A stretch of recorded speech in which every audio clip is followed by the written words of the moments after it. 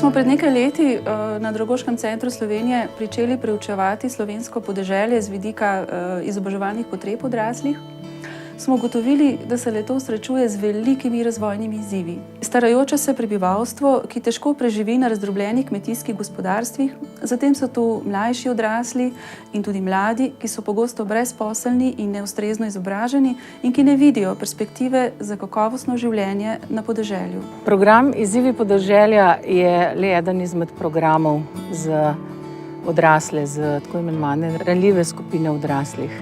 Njihov glavni namen pa je, da se razvija njihova pismenost, znanje ali pa temeljne zmožnosti. Tako je v programu Izzivi podeželja najbolj poudarjena konkretno temeljna zmožnost, samoiniciativnost in podjetnost, ker je pač ta program tudi namenjen udeležencem, ki se vključujejo in živijo na podeželju.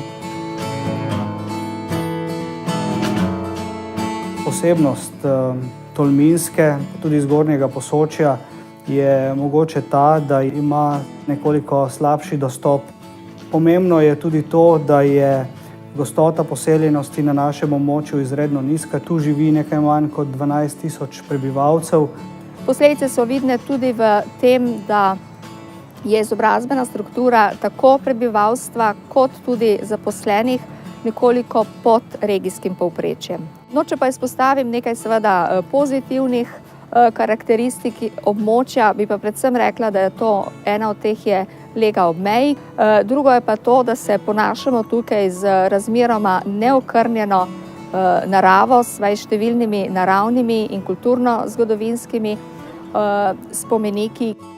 Ključni izzivi našega podeželja so po mojem mnenju povezava kmetijstva, turizma na podeželju in izobraževanja odraslih na našem podeželskem področju vidimo kot eno od pomembnih dodanih vrednosti, ki našim ljudem prinaša nova znanja za spopadanje z izzivi, ki jih prinaša sedanjost in tudi prihodnost.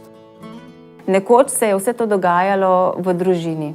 Znanje se je prenašalo ob večerih, niso imeli televizije in potem so delali marsikaj, medtem ko pa danes je čisto drugačna situacija in da se bo znanje, ki so ga imeli naši predniki, ohranilo, da se bo prenašalo naprej, pa naj bo to, kako se poseje in pa potem vzgoji neko zelenjavo oziroma pridelek in na to shrani, ali pa kako se iz volne naredi obleka, ali pa tudi kako se šije neko oblačilo. Mora potekati en izobraževalni program, da se potem ta znanja prenašajo oziroma pridobivajo in potem ohranjajo, zapišejo in tako ostanejo z nami. Ministrstvo je že leta 2004 podprlo razvoj programa za prebivalce podeželja Izzivi podeželja, usposabljanje učiteljev ter izvajanje programov v različnih okoljih po Sloveniji. V letih 2011 do 2013 izvaja program Izzivi podeželja 22 izvajalcev v vseh regijah. Vsako leto je v program vključenih nekje med 270 in 330 odraslih. Posoški razvojni center je bil ustanovljen leta 1999. Naša področja delovanja so tako področje razvoja človeških virov, področje spodbujanja podjetništva in pa področja spodbujanja razvoja okolja, prostora in pa podeželja. Ravno ta raznolikost sektorjev in pristopov k razvoju podeželja, k razvoju našega območja, omogoča to, da lahko celostno podpiramo razvoj teh krajev. Izvajati samo eno stvar ali pa ponujati območju samo eno stvar ne rodi sadov. Posebej ne v takem okolju, kjer je oddaljeno, prostorsko oddaljeno, težko dostopno. Treba je razvijati najrazličnejše oblike in potem to kamen na kamen rodi nek sad. V preteklih letih smo izpeljali že kar nekaj izvedb programa UŽU-EP. Na začetku nismo bili tako ustvarjalni in je bil njihovo ime kar Izzivi podeželja, Potem smo pa začeli naslove bolj konkretizirati in smo tako izpeljali programe turizem na podeželju, turizem na kmetiji, lepo za oko, dobro za telo. To je bil program na temo zelišča, potem od ovce do izdelka, med zgodovino in sedanjostjo in predelano in prodano doma. V letošnjem letu načrtujemo še izvedbo zadnjega programa Izzivi podeželja, ki bo potekal v občini Kobarid. Vedno delamo zgodbe, tako kot smo naredili zgodbo iz PRC-ja, tako delamo vedno zgodbe, a ne?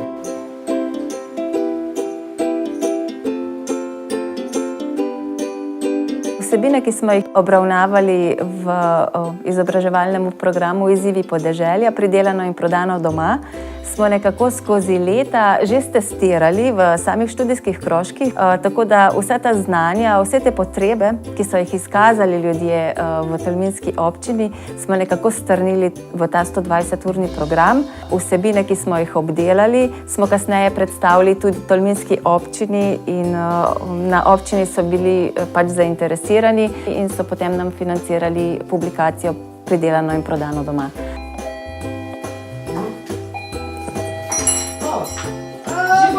Dober dan, morda status v stetuko. No, naprej. Dobra je? Prinesla. Ma se vi, že sem prinesla tako na žaklečko. Joj, koliko imaš? A ne? Saj imaš več, kot jaz. Ne, jaz imam pape. Jaz sem se 2008 leta upokojila in jaz sem že takoj vedela, da jaz pač bom mojo njivo razširila in da jaz bom začela pridelovati. Tu imam pa ena taka lepa, dobra solata. Silva. Silva, to je berivka. Nazobčena berivka. Čakaj, pa napisali.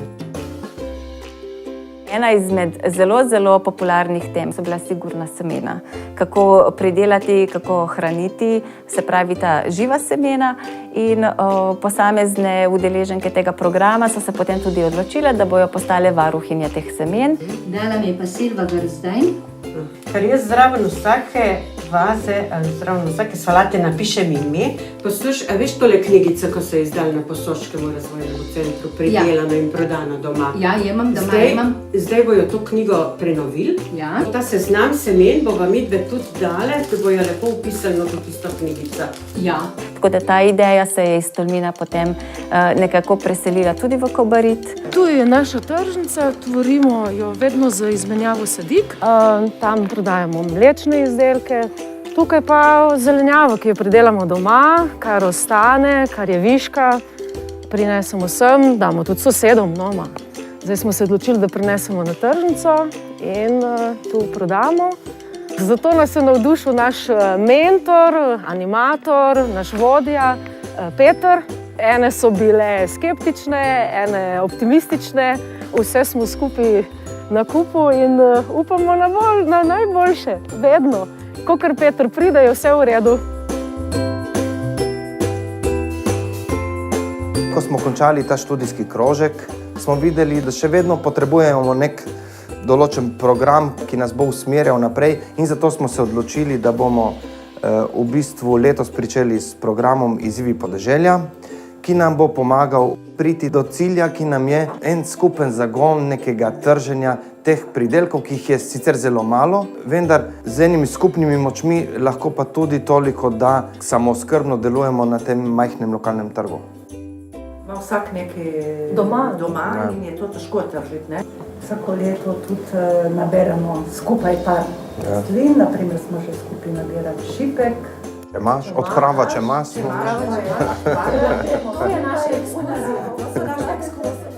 Na tem področju, ki smo se ga lotili, smo tako majhni, da se moramo povezati. Izkušnje so pokazale, da so projekti za te skupine na nek način odrinjenega prebivalstva iz vseživljenjskega učenja uspešni, če so naravnani na njihove potrebe in izkušnje. Od dobrih in ustvarjalnih učiteljev pa pričakujemo, da razumejo, da so odrasli izjemno motivirani za učenje tistih stvari, ki jih lahko sami izberejo. Zato, da pridobimo udeležence v programe usposabljanja za življenjsko uspešnost, se poslužujemo različne promocije. Seveda so pa najboljša reklama za udeležbo v teh programih ljudje, ki so že obiskovali v preteklosti programe užu in gre v bistvu reklama od ust do ust. Tukaj je še posebej pomembno, da je ključen pristop od spodaj navzgor. Se pravi, ideje morajo zrasti iz ljudi, iz društev, ob pomoči inštitucij in pa seveda naši pomoči, pripravijo projekte, mi jih tudi usposobimo za vodenje teh projektov, potem pa si gradijo svojo prihodnost. Kot da bi ima taka blagoveča. Kot da bi ima taka blagoveča, zato ker zdaj je ne dobiš več. Mogoče bi tukaj omenila tudi učitelje programov, ki so zelo prisotni na terenu in zelo zaznavajo te aktualne potrebe v okolju. Tako da imajo mnogo idej in potem te ideje skupaj z udeleženci uresničujejo. Jaz bi pa predlagala, zdaj, ko šel Hare Bača v stečaj, pa tle imajo tele žene, jaz puhna teh žen poznam, ko so Hare delale. Ja, pa res, koliko blaga so dobili takrat, namesto plač. Namesto plač puhna blaga so dobili, ja. In jaz mislim, da bo tole vse lepo šlo, da bo tu skozi, da bomo tiste blago tudi dobili.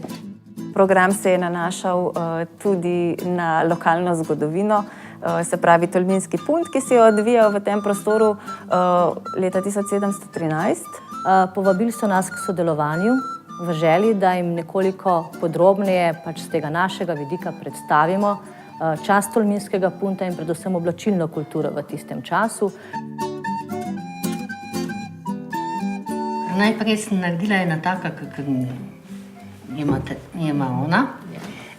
Potem smo pa šli v čedat in dele je bilo hardko za ponoreti dobesedno, da smo se kar kuhali. Ne vem, kjer od naše skupine je rekla, da so nosili tudi kar brez kril čez poletje. Da je bilo samo tole, samo srajca. In potem sem rekla, za drugič, ker me je pač nafrijalo, bom pa kar srajca naredila. Tako da smo v bistvu zgodbo počasi skupaj sestavljali in pač prišli do rezultata. Dobila sem tole pa not v eni stari skrinji na kaštu. Smo šparovne, ne? In znamo se prilagoditi, da smo v tistega malega naredili, kar smo naredili.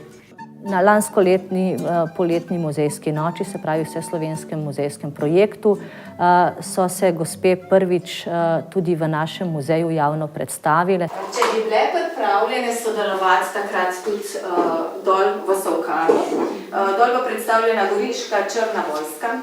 Tako da, no, a bi kar rekle potem za aprila, tiste, ki ste za roko gor?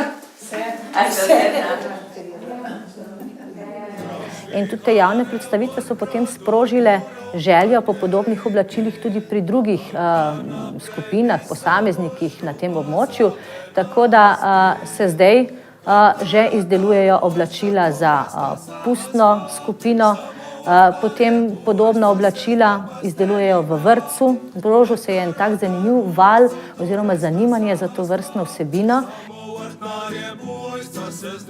V letu 2010 smo opravili temeljito evalvacijo vseh teh programov in pokazalo se je, da so programi res kakovostni in da dajo res dobre učinke. Vsi učitelji pač vemo, da moramo predelati tudi določene vsebine, ki se dotikajo tako slovenščine, matematike, se pravi zgodovine, spoznavanje, ne vem, lokalnega okolja, komunikacije, organizacije. In vsekakor to lažje počnemo s takimi konkretnimi vsebinami. Se pravi, Tolminski punt, verjemite mi, da so mogle udeleženke marsikaj prebrati, oziroma zelo veliko prebrati, da so prišle potem do tistih informacij, ki so jih potrebovale, da so se šile obleko. Očitno smo spodbudili tudi pri njih to raziskovalno žilico, tako da je marsikatera se potem začela podrobneje ukvarjati ne samo z oblačilno kulturo, ampak tudi z drugimi zgodovinskimi temami. In mislim, da so to res glavne življenjske stvari, ki se jih naučijo, ne? Samozavest udeleženk narase, tako da so malo bolj samozavestne pri svojih nastopih, komunikaciji, predstavljanju vsebin in interpretaciji. Dobar dan, Čeče. In ste kaj? Kaj delate danes? Filcite? Zdaj bova tu pikale suho. Ja. Drug teden se bova zmenale, da bova probale pa še mokro. Pri mokrem postenje rabova samo toplo vodo in milo in mikano volno ali pa česeno.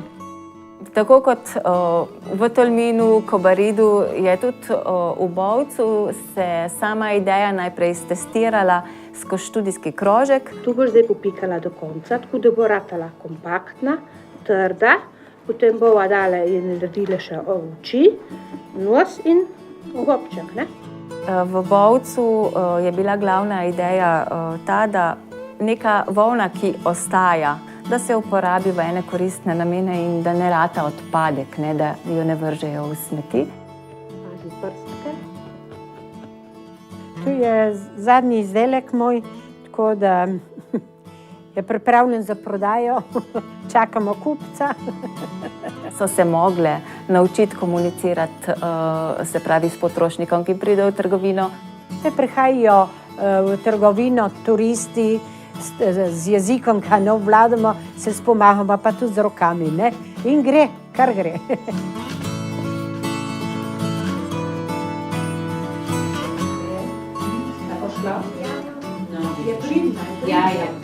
Mi smo vse starejši in je bojazen, da bo to šlo v pozabo in zato smo se mi povezali s šolo, da bi se to prikazalo tudi otrokom. Ja, mene so te delavnice ful všeč, ne, ker se tu ful naučim. Tu sem pa tudi prišla, ker nimam kaj početi, lahko vzamem palice in klopčič in lahko začnem štrikati. To je super. Če ne bi hodila na te krožke, bi po moje pa doma računalnik igrala. In toliko prostovoljnih ur, kot jih one vložijo potem za takšne in drugačne akcije. Tudi še potem, ko je program zaključen, tole je meni eno res tako spoznanje, da ni gledano zgolj z tega ekonomskega vidika, koliko boš potem dobil nazaj vrnjeno v denarnico, ampak da je tudi ta drugi socialni moment. Največ mi pomeni, da se nekoga naučim, da vidiš, da ima zanimanje in da so zanamci, ki bojo to delali, ne? Niti ne to, da to prodaš. To ni namen, ne? Je pa ogromno tega dela vloženega v te izdelke, da tako, da ni to ni plačano, ne?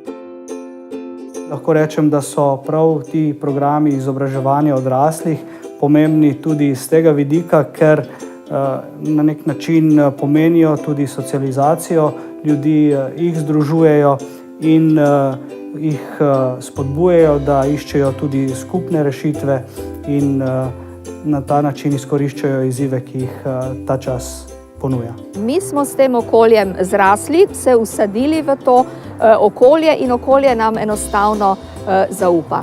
Ko smo osnovali programe, nismo čakali v pisarni in učilnici, ampak smo šli v bistvu na teren med ljudmi. Verjemite, da je za nami trnava pot, ker je bilo pač prebivalstvo tega območja potrebno prepričati, da jim prinašamo nekaj koristnega za njih, za njihove družine in pa za širše okolje.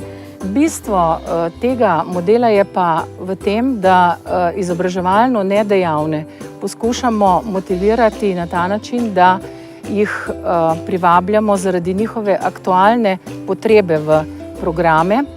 Učitelji, mentorji poskušajo v bistvu z odraslimi delati na ta način, da jim omogočijo pozitivno izobraževalno izkušnjo in to jim nekako omogoča, da na novo zaživijo. In zato sem vesela, da sem prišla v to skupino, da nisem osamljena v tem, da sem tudi v dobri družbi. In zanesljiv znak, da je program uspešen ali pa da so programi iz tega modela uspešni, je to, da se pri odraslih, ki do zdaj niso se želeli vključevati v izobraževalne programe ali pa učiti na tak način, da se pojavi nova izobraževalna potreba. Že prej vedela toliko reči, ko se srečujemo, ko se izmenjujemo mnenja, da je to zelo lepo. In nazdravimo nekje konec leta, ali ne?